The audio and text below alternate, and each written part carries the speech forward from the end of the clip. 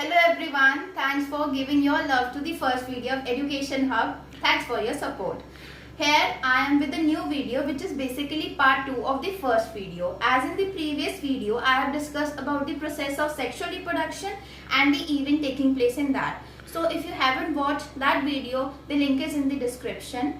Now present, I am going to talk about sexual reproduction and the further events taking place in that. Here we go. Gametogenesis. If we talk about higher animals, there comes the two process, the spermatogenesis and the oogenesis. As the name indicates, spermatogenesis indicates production of sperms in male and oogenesis indicates the production of ovum in the female.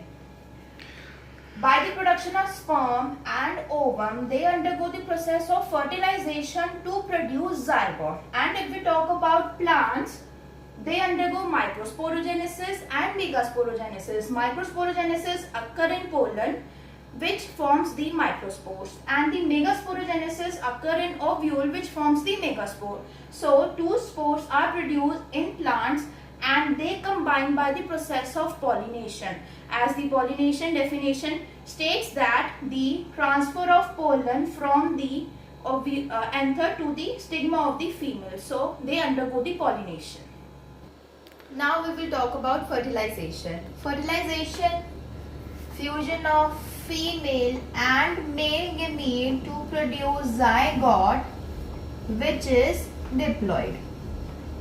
Fertilization is also termed as syngamy, and the fusion of male and female gamete results in the formation of zygote. But if there is no fertilization but then also zygote is formed, the term is considered as parthenogenesis. Now fertilization is of two types, the external fertilization and the internal fertilization. Two types of fertilization, external and internal.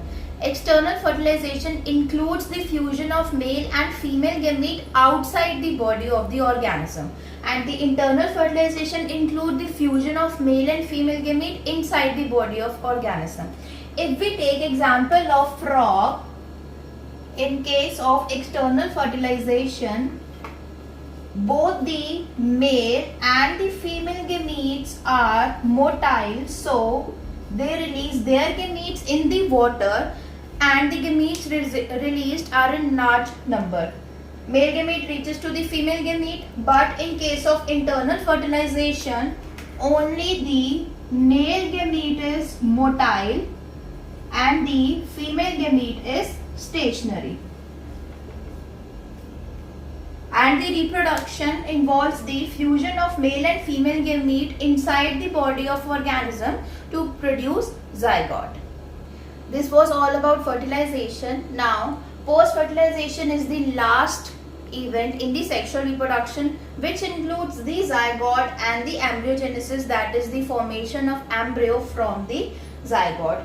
Embryo is formed internal if internal fertilization takes place, and embryo is formed outside or inside the body of organism, which depends upon the type of fertilization which has occurred.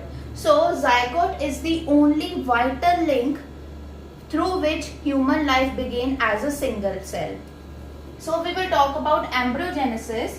Embryogenesis is the formation of embryo from the zygote when the zygote undergoes cell division or the cell differentiation.